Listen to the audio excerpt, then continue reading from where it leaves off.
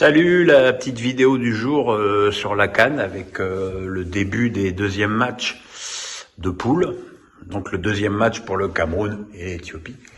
Et le Cameroun qui a signé sa deuxième victoire consécutive. Et celle-là beaucoup plus convaincante que celle du match inaugural.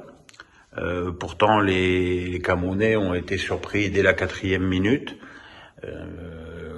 Parce que les Éthiopiens ont fait une bonne première période avec beaucoup d'allant, beaucoup d'enthousiasme et ils ont franchement à la mi-temps le 1-1 était mérité pour eux puisque à la 8e minute Karl Toko Ekambi a égalisé de la tête. Malheureusement à la 50e minute, les Éthiopiens sur le plan physique ils avaient tout dit et ils ont éclaté en 15 minutes. Encaissant un doublé d'Aboubacar, qui en est donc déjà à 4 buts dans cette CAN, et un autre but de Karl Toko Ekambi. Moi, j'ai toujours beaucoup apprécié Aboubacar. J'ai toujours trouvé que c'était un attaquant séduisant à Valenciennes, à Lorient. Après, il est parti à Porto, puis en Turquie. Et j'ai toujours, il y a eu pas mal de rumeurs de retour en France, surtout à l'OM, et j'ai jamais compris que les clubs français n'appuient pas plus sur ce joueur qui est puissant, qui est à droit devant le but, et voilà, ça fait partie des énigmes du recrutement. Alors c'est vrai qu'il était pas cadeau parce qu'à Porto il faisait des bonnes saisons, mais bon voilà quoi. Sinon, quoi dire d'autre sur ce match que le stade, et ça c'est quand même une surprise, était pas vide, mais franchement pas plein. Pour ce qu'on a pu voir à la télé, je dirais aux 2/3 vide. Il est évident que, encore une fois, le prix des places et surtout l'obligation de présenter un pass vaccinal pour aller au stade quand il y a que 6% de la population qui est vaccinée, ça pose un problème rédhibitoire.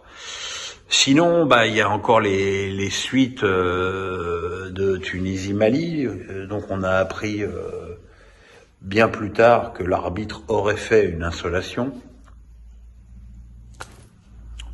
Pourquoi pas, hein, après tout, il a le droit, mais enfin, s'il fait une insolation, il a qu'à laisser sa place, et qu'il se sent pas bien, il a qu'à laisser sa place au 4e arbitre, qui est aussi là pour ça, hein, qui est pas juste là pour emmerder les bancs de touche.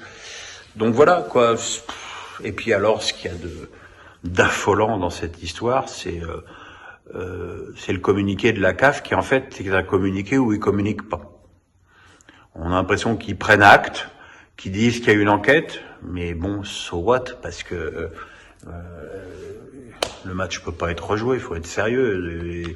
Ils ont joué 90 minutes, il n'y a pas de place dans le calendrier, c'est impossible, Donc, à part entériner le résultat, je vois pas bien l'autre issue de la CAF, mais à un moment donné, quand tu es une organisation de cette dimension, tu dois aussi prendre tes responsabilités et pas essayer de gagner du temps comme ça, c'est pas bien, c'est pas sérieux, et surtout ça donne vraiment pas une image de sérieux de la compétition. De toute façon, je vous recommande le très très bon article de France Football sur l'état de la CAF, à la fois le fait qu'il soit totalement à la solde de la FIFA, puisque je rappelle que tous les pays ont voté pour une Coupe du Monde tous les 2 ans, et puis qu'il y a des déficits assez abyssaux.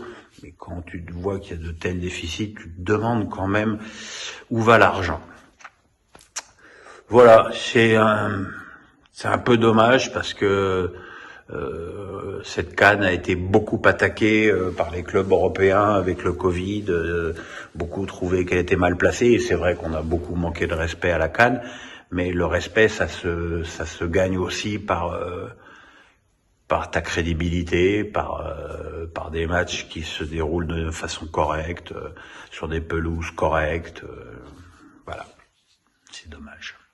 À demain les amis.